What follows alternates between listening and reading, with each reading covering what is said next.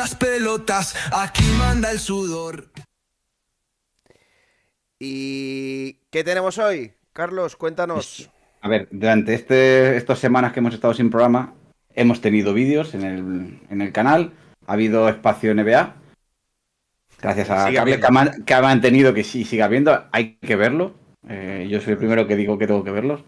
Y entonces, un poquito como homenaje, esta vez la parabólica vintage, y también porque nuestro fiel seguidor Javi no para de decírmelo por WhatsApp que hay que meter jugadores también de baloncesto, pues ha Queremos metido un una IA. jugador, bueno, que no nos ayuda con la IA. Hemos tenido que al final meter en un jugador NBA. Y entonces, bueno, Uy, eso no sé si le va a gustar, ¿eh?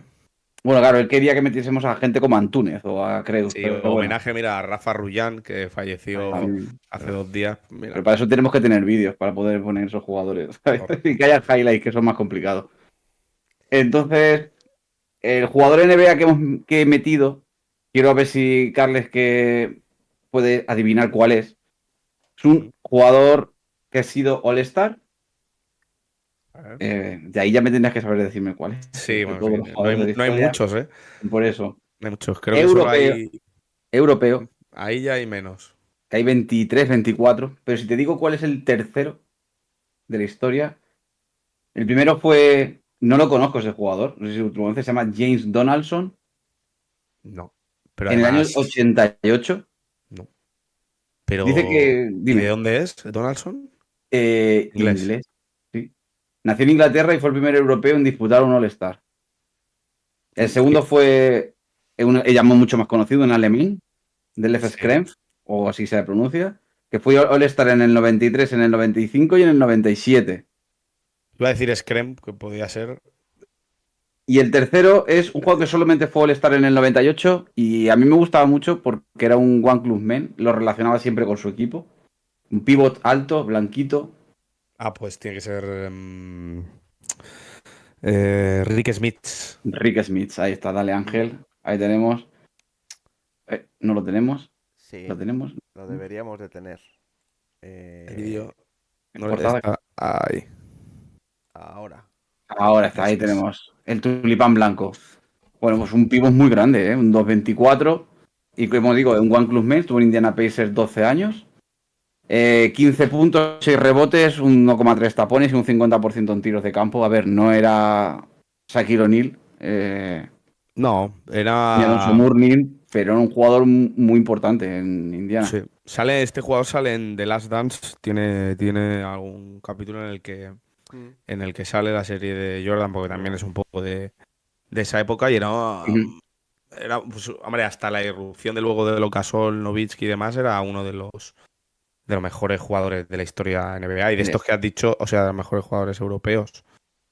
Y Por eso carrera amplia, sí, sí. Sí, 12 años, jugador muy grande. Yo cuando empecé a seguir el baloncesto en la NBA, que sería en el año 96, 95, 96, claro, estaban sus mejores años. Entonces, claro, ver un partido de esta gente, además en Indiana Pacers con...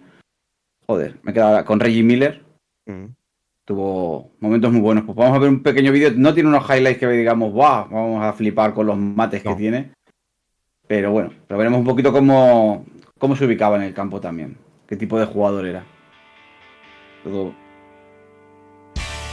Ven aquí los comentarios del vídeo. Ahí va bien, ¿no? Ahí va, Ahí, perfecto. perfecto. Ahí, perfecto, va. Bueno, también en la misma época también que tuvo que jugar contra Mutombo, otro jugador muy grande.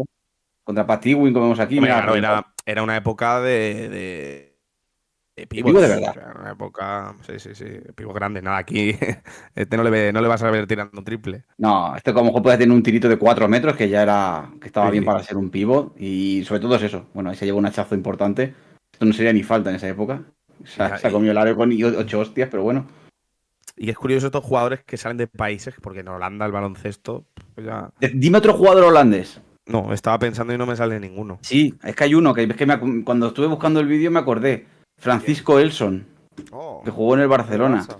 Este no tiene nada, Carlos, no tiene nada que ver con el Smith del Barça y que jugara en Europa, ¿no? No, ese es letón. Vale. Ese es letón.